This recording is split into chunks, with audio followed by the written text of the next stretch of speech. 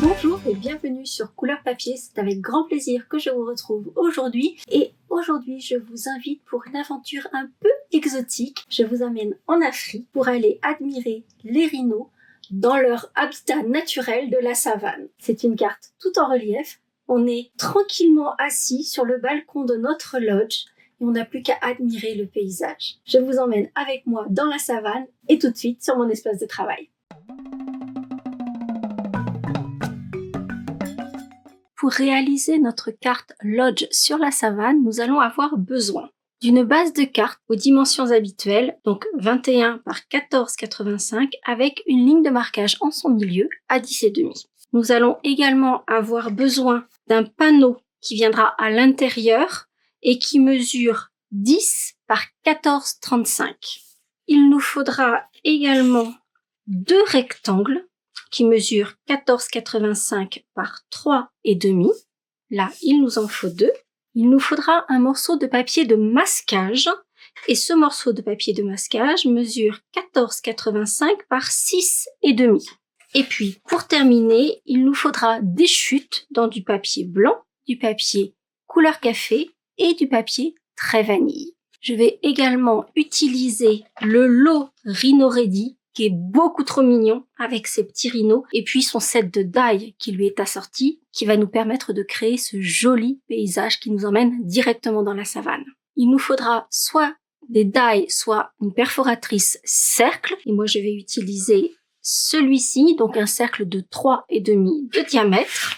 Il nous faudra un classeur de gaufrage, je vous montrerai celui-ci un peu plus en détail tout à l'heure. Et je vais utiliser ce magnifique set de die qui porte très bien son nom, bordures élégantes. Elles sont vraiment magnifiques, on peut s'en servir pour plein de choses. Si vous êtes adepte des albums photos, vous allez pouvoir faire des bordures de pages à insérer dans vos albums, par exemple, pour découper une bordure d'enveloppe. Enfin, il y a vraiment plein de choses à faire. Il est magnifique ce set. Il vous faudra par ailleurs un set de messages. Pour la version que l'on va réaliser ensemble, je vais utiliser le set plein d'élégance. Sur cette version-ci, j'avais utilisé le set Rivage sur la baie avec ce message-ci, Vive les vacances, que j'ai placé à l'intérieur.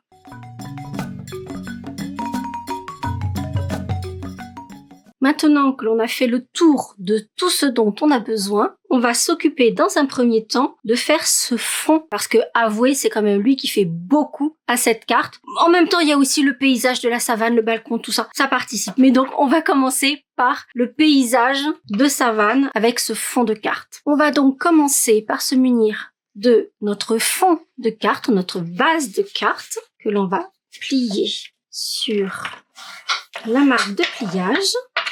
Et on va se munir également de notre papier de masquage. Et dans ce papier de masquage, on va découper un cercle à peu près centré horizontalement. Et ce cercle va venir juste en bordure. Vous voyez, on va laisser... Le cercle ne sera pas découpé en entier. Il y aura une petite partie qui va dépasser, juste pour que ça vienne en bordure de notre papier de masquage. Comme ceci. Et on va conserver le cercle qui va se détacher de notre découpe. Et première chose, on va placer notre papier de masquage avec ce cercle évidé en le plaçant bien sur le bord haut de notre carte et le bas de la carte, on va le masquer avec des post-it. Pensez bien, avant de coller votre papier de masquage sur votre carte, à enlever du pouvoir adhésif. Donc simplement, soit sur votre bras, soit sur votre pantalon, votre jupe, etc., sur un vêtement. Parce que sinon, à ce stade-là, surtout que là, il y a quand même beaucoup de surface, ça va être beaucoup trop collant et vous risquez d'abîmer votre base de carte lorsque vous voudrez enlever le papier de masquage. Pour ma part, je l'ai placé sur un vêtement, donc je ne sais pas si vous voyez, on voit un peu les fibres du vêtement.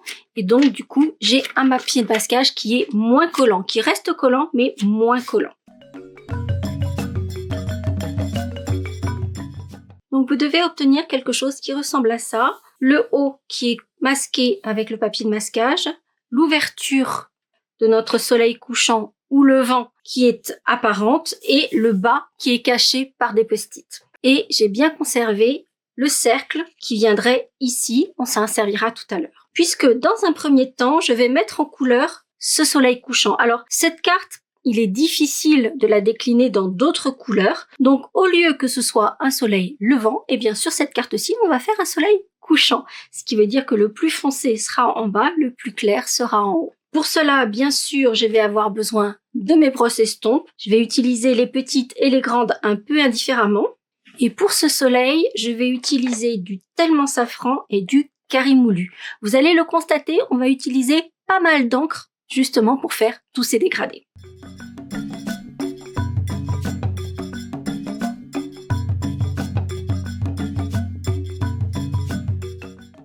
Je vous l'ai dit, nous sommes en train de faire un soleil couchant, ce qui veut dire que la nuit est en train d'arriver derrière l'horizon. Donc ça va être plus foncé en bas et plus clair en haut. Là, c'est le jour qui s'en va et la nuit qui arrive. Ce qui veut dire que déjà mon soleil, vous voyez que j'ai mis un jaune plus foncé en bas et plus clair en haut. À présent, on va découvrir délicatement la partie que l'on a masquée, ce joli soleil qui ressort sur notre fond blanc. Et cette fois-ci, c'est le soleil que l'on va masquer. Par contre, pour le soleil, je ne vous recommande surtout pas d'enlever du pouvoir adhésif. Comme il y a de l'encre dessous, ça va coller moins bien, donc on n'enlève pas de pouvoir adhésif à notre masquage et on va le poser directement sur le cercle du soleil. Cependant, on va continuer à garder le bas de notre carte toujours masqué avec les post-it. Et cette fois-ci, pour notre ciel de soleil couchant, on va utiliser les mêmes couleurs que pour le soleil levant, à savoir du Carimoulu, du Tarte au potiron et du Merlot magique. Par contre, je vais les mettre dans l'autre sens, c'est-à-dire que le plus foncé, le Merlot magique, va venir en bas, le Tarte au potiron va venir au milieu et le Carimoulu va venir en haut. Et de la même façon, avec mes brosses estompes, petites ou grandes, on va faire ce joli dégradé. Donc je vais commencer ici par le plus foncé. Comme je l'ai fait ici, du jaune, je vais pas trop en mettre. Je vais surtout insister sur le Tarte au potiron et le Merlot magique.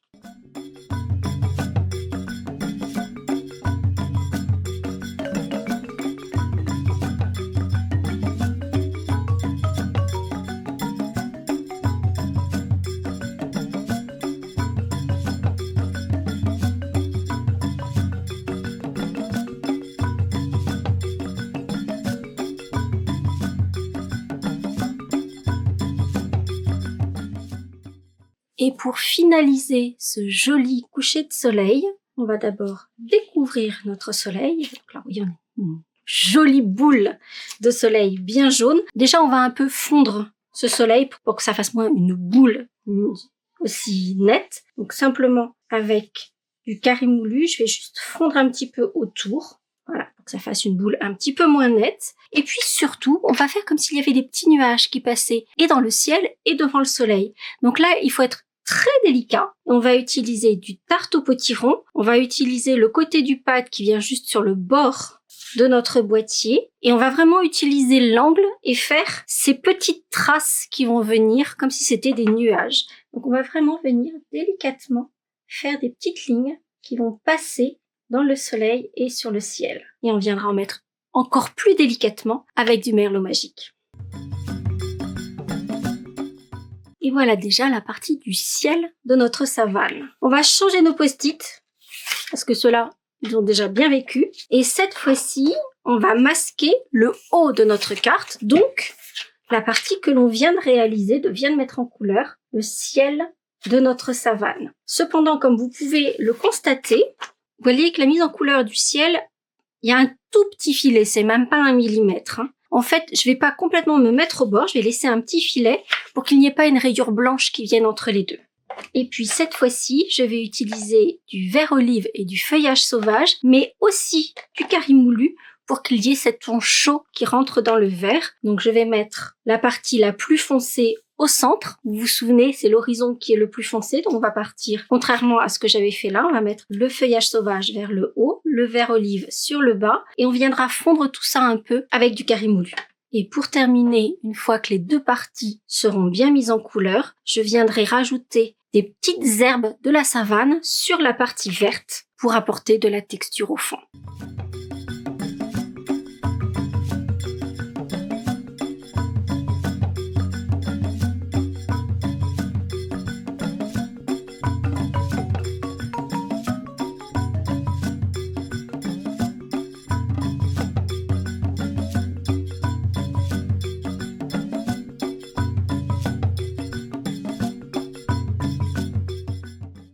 Alors, que pensez-vous de ce fond? Est-ce qu'on n'est pas déjà un peu en train de voyager? Alors, juste pour vous rappeler le principe, selon que vous fassiez un coucher ou un lever de soleil, à partir de la ligne d'horizon, vous allez faire partir soit le plus foncé, soit le plus clair. Donc ici, on était sur une ligne d'horizon avec les couleurs claires. Donc ici, on est parti sur le vert le plus clair qui se prolonge sur le vert le plus foncé. Et au niveau du ciel, on part du jaune pour aller vers ce grenat. Ici, on est dans l'autre sens. Le foncé se trouve au niveau de la ligne d'horizon. Donc les verts vont aller vers le plus clair. Et au niveau du ciel, on va aller vers le jaune, là encore, vers la couleur la plus claire. Ça vous plaît? Allez, on continue.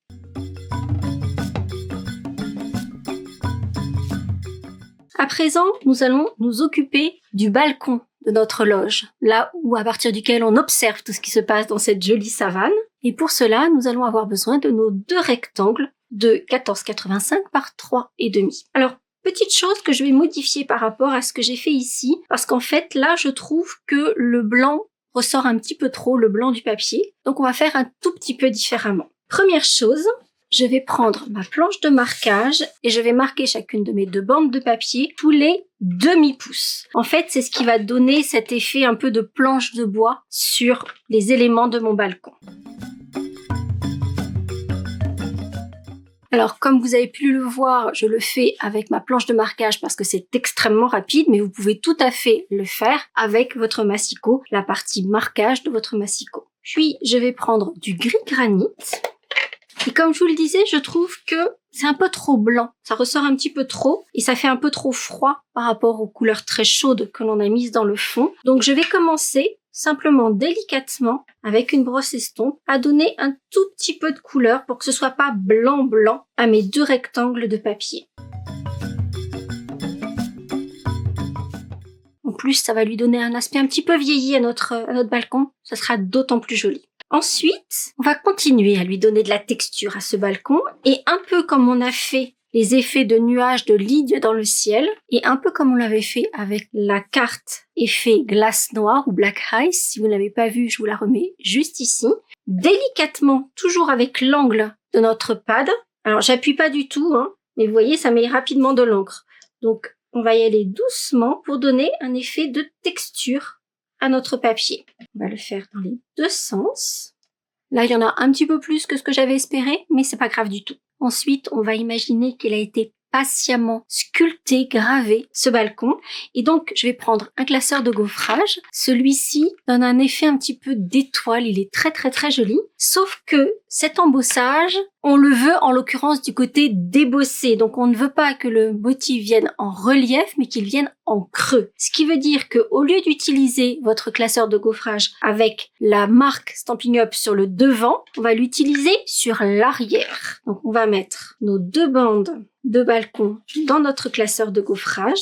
Donc, vous voyez la marque, elle est ici derrière. Et on va passer tout ça sous la machine. Petit rappel, si vous utilisez une autre machine que Marie-Daphné, la machine de découpe Stampin' Up, il vous faudra cette plaque dite spécialité que l'on vend séparément toute seule pour pouvoir utiliser les classeurs de gaufrage 3D. Et vous voyez que pour l'instant, vous voyez pas grand chose en fait.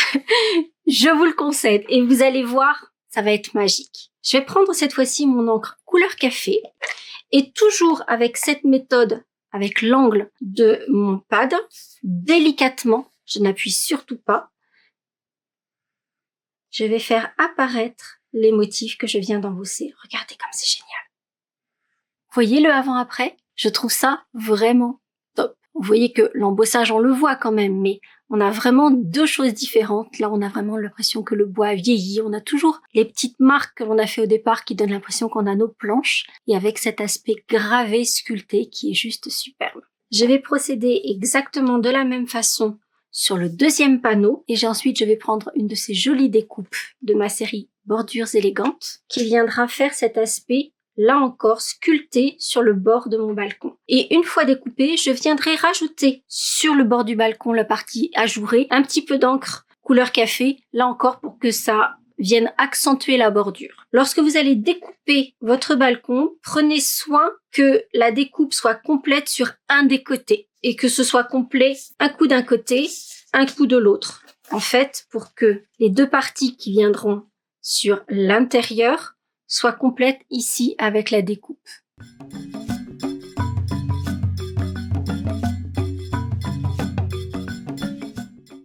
Regardez un peu comment ces découpes sont juste superbes. Et avec ce balcon sculpté, ajouré, sincèrement, qui ne veut pas le même à la maison? Comme je vous l'indiquais un petit peu plus tôt, donc on a la découpe qui est complète ici sur la gauche et ici sur la droite.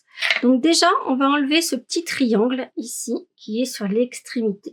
Mais juste le petit triangle, rien de plus, parce qu'en fait, cette partie-là, on va donc en avoir besoin. De l'autre côté, nos deux balcons vont donc se positionner comme ceci. Ici, la petite bande qui se trouve sur l'extrémité, on va en faire ce petit onglet qui va nous servir à la mettre en relief. Donc on va découper pour faire juste un petit taquet. Et sur les extérieurs, on va marquer une bande qui nous servira à mettre en place nos parties de balcon pour la retenir sur la carte. Ce qui veut dire que il n'y a pas vraiment de mesure. Vous faites ça allez, au pifomètre, comme on dit, avec un outil de marquage. On va faire une ligne droite à peu près un demi-centimètre du bord, qui viendra se replier à l'intérieur, comme ceci. Et la même chose de l'autre côté. Sur la partie intérieure, il va nous falloir faire ces petits onglets dont je vous parlais tout à l'heure. Donc déjà, on va recouper sur environ un demi-centimètre, couper en diagonale, et on va faire donc ce petit onglet. Il n'a pas besoin d'être très large. Vous voyez, on va juste faire ça. Et on va faire ça sur les deux extrémités.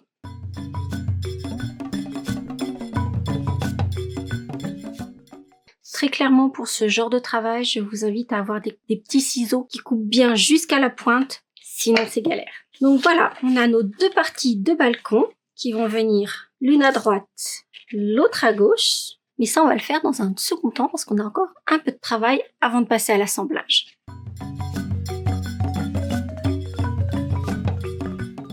L'étape suivante, on va prendre nos petits morceaux de papier très vanille et on va s'occuper de nos arbres. Et vous allez voir, c'est très marrant. On va réutiliser les couleurs qu'on a utilisées ici dans le fond. Donc on va utiliser du feuillage sauvage, du vert olive, du carimoulu et un peu de merlot magique. Mais vous avez vu sur mes arbres, il y a plein de textures, on voit plein de petits points de toutes les couleurs. Je vais vous montrer comment on va faire ça. J'ai sorti mes 4 couleurs, carimoulu, vert olive, feuillage sauvage et merlot magique, et je vais me munir de papier bulle. Je vais me retenir de faire péter toutes les petites bulles. On est tous comme ça, je le sais. Et en fait, je vais en faire un peu comme une éponge, c'est-à-dire que je vais me faire un peu comme un petit coussin. Et je vais commencer par utiliser le jaune. Et je vais faire comme si c'était un tampon. Et je vais mettre du jaune sur mon fond très vanille. On va enlever un peu le surplus de couleur. Et cette fois-ci, je vais passer au vert olive, puis au feuillage sauvage, et ensuite des toutes petites touches de merlot magique pour donner ce joli effet de feuillage éclairé, chauffé par les rayons du soleil.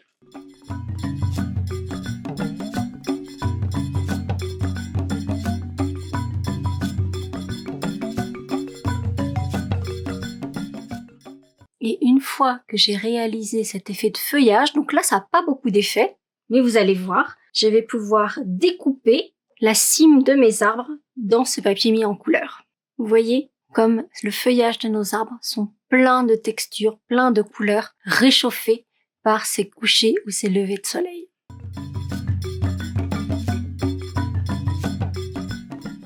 Il nous reste à nous occuper à présent de nos adorables rhinos. Comme à mon habitude, je vais utiliser ma méthode préférée. Je vous la remets juste ici, mais si vous ne la connaissez pas encore, c'est que vous venez juste de débarquer. Dans ce cas-là, je vous souhaite la bienvenue sur la chaîne. J'ai donc découpé mes 2 petits rhinos simplement dans du papier blanc et je vais les tamponner. Ensuite, on va s'occuper de leur donner un petit peu vie. Et pour mes rhinos, je vais utiliser du gris granit.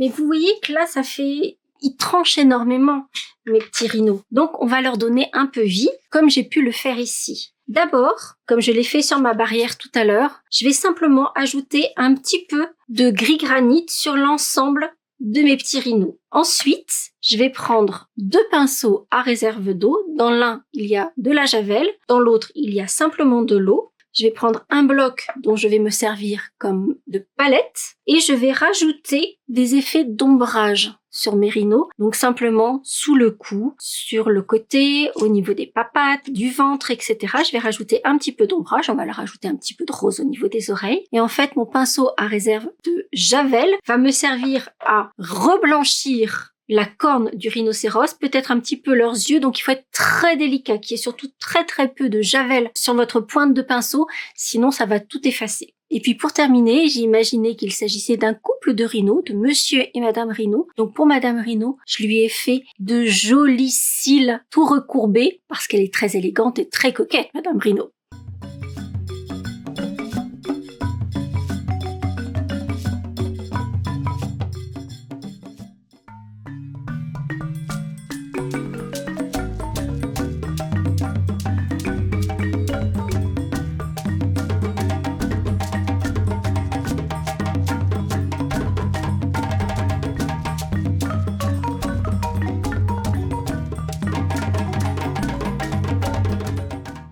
Et voilà notre monsieur, madame Rhino.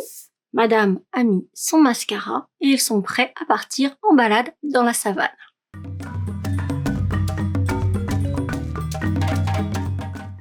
Avant de poursuivre, j'ai fait place nette sur mon espace de travail parce que c'est quand même un petit peu moins cochon et plus agréable. Et donc on va mettre tout ça en place. Je ne voulais pas préciser, mais j'ai également découpé les troncs de mes arbres, dont vous trouverez les découpes avec le set Rhino Ready. J'ai donc 2 petits arbres et un grand, 2 adorables rhinos et une savane, un balcon à mettre en place. Et on aura également l'intérieur de notre carte à habiller parce que comme vous allez le voir, la mise en place des balcons en particulier va apparaître sur l'intérieur de la carte. Donc c'est important de faire quelque chose de joli. On va commencer d'ailleurs par ce balcon. D'abord sur le bas des onglets que l'on a mis en place un peu plus tôt, on va couper en biais. On va biaiser pour que ça fasse quelque chose de joli et que ça ne ressorte pas sur le devant de la carte. Et on va poser de l'adhésif double face.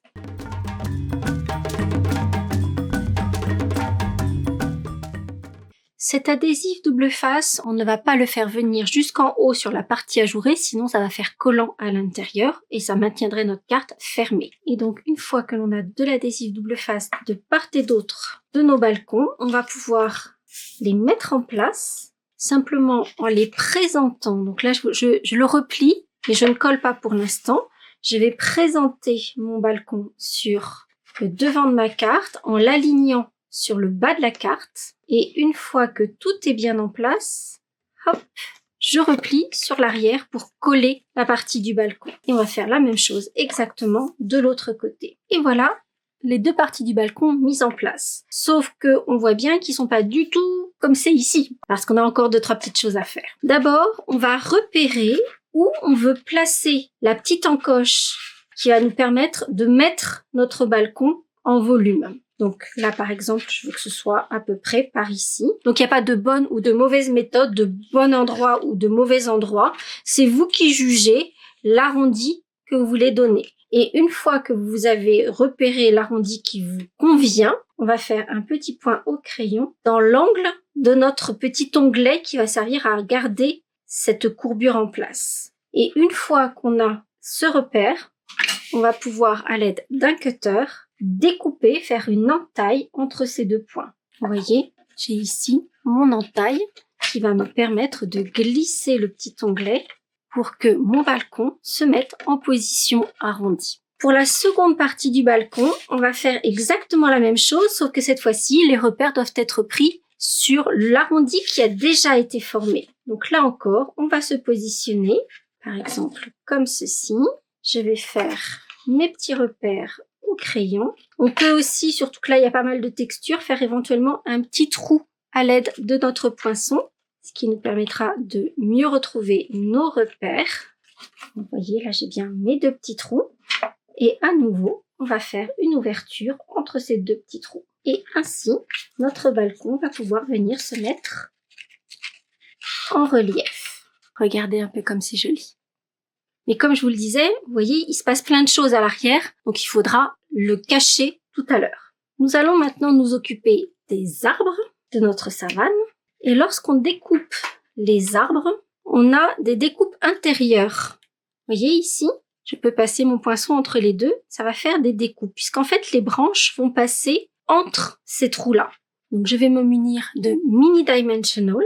Je vais placer les branches pour qu'elles se placent à l'intérieur, dessus et dessous les découpes faites par le die. Je regarde si ça me convient. C'est pas mal. Et en fait, le tronc de l'arbre et les branches, je vais les maintenir en place simplement avec des mini dimensional. Donc, ce qui veut dire que je vais mettre des petits dimensional qui me permettront de garder l'arbre en place. Et vous voyez que là, les deux sont solidaires. Une fois que j'aurai assemblé mes 3 arbres, je viendrai les placer sur le fond de la façon qui me convient le mieux. Et en fait, ils vont ensuite être maintenus par les dimensional qui se trouvent au niveau des feuillages.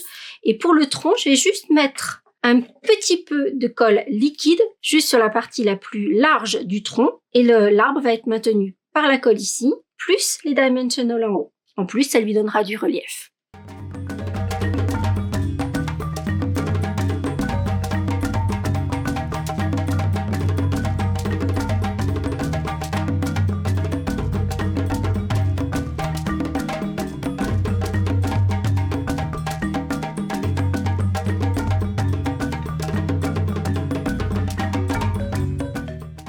Pour les arbres, vous pouvez choisir de les couper au ras de la carte et ou de les laisser un peu dépasser. Je trouve que c'est sympa aussi de faire les 2 cas de figure. S'il y a des petites branches comme celle-ci que vous trouvez, on risque de les arracher, et bien dans ce cas-là, vous mettez une petite pointe de colle sur votre espace de travail et avec la pointe de votre poinçon, vous allez juste mettre une toute petite pointe de colle au dos de façon à les maintenir en place. Il ne nous reste plus qu'à mettre en place notre adorable couple de rhinos. Donc je vais mettre monsieur derrière, madame devant. On va essayer de pas trop cacher nos arbres. Et on va faire aussi en sorte qu'ils restent visibles lorsque le balcon est refermé. Dans la mesure où ils se chevauchent l'un et l'autre, je vais mettre une couche de dimensional sur le monsieur qui est derrière. Et je vais mettre 2 dimensional l'un sur l'autre sur madame.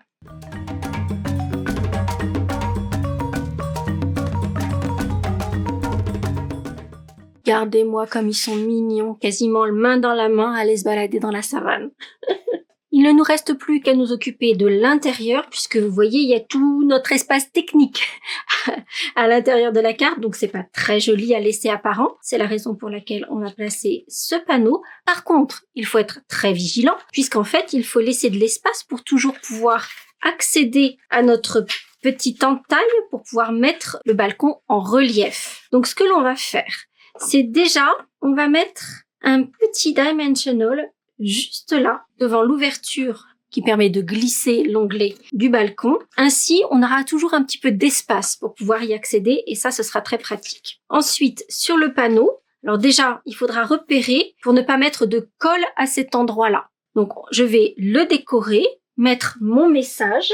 Comme je vous le disais, pour celui-ci, j'ai choisi un autre message qui est issu du set plein d'élégance et j'ai choisi pour de merveilleux commencements et de bonheur et du bonheur à n'en plus finir, pardon. Je trouve que c'est parfait pour une retraite, pour un mariage, pour voilà, un nouveau commencement, si possible en amoureux. Puisque je vous le rappelle, on a monsieur et madame rhinocéros. Donc je vais tamponner mon message, je vais décorer le pourtour comme je l'ai fait ici. Parce que c'est nettement plus joli aussi quand on décore l'intérieur. Et ensuite, je viendrai placer de la colle sur ce panneau en évitant la partie qui sert à maintenir mon balcon en relief.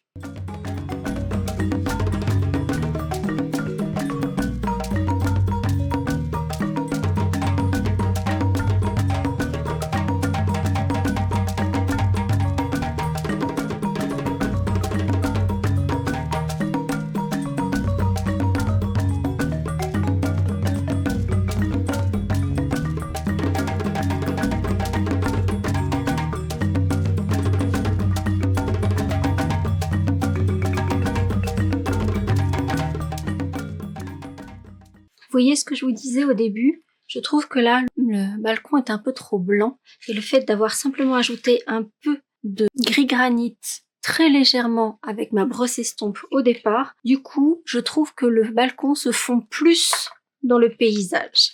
Version lever de soleil ou coucher de soleil. Dites-moi si vous avez une préférence pour l'une ou l'autre, elles sont très semblables. Je pense quand même que d'avoir apporté un tout petit peu de couleur pour que ce soit moins blanc sur le balcon, une petite préférence pour celle-ci, même si les deux restent très très jolis. J'espère en tout cas que ce projet vous aura plu. Si c'est le cas, vous n'hésitez pas à mettre plein de petits pouces en l'air. Bien sûr, vous allez pouvoir mettre cette carte complètement à plat pour pouvoir la ranger dans votre enveloppe et pouvoir l'envoyer à qui vous le souhaitez. Je vous souhaite plein de belles aventures créatives autour de Serino et vous donne rendez-vous très très vite. À bientôt! Pour en savoir plus sur ce projet, les dimensions, mais aussi la liste des courses du matériel que j'ai utilisé, rendez-vous sur le blog en cliquant juste là sur la photo. Si ce projet vous a plu et que vous avez envie d'en découvrir d'autres, celui-ci devrait également vous plaire. Et si ce n'est pas déjà fait, n'hésitez pas à vous abonner à ma chaîne en cliquant sur ma bouille. Vous pouvez également activer les notifications en cliquant sur la cloche et ainsi être informé de chaque nouvelle vidéo. Ça ne coûte rien et ça fait plaisir. À bientôt!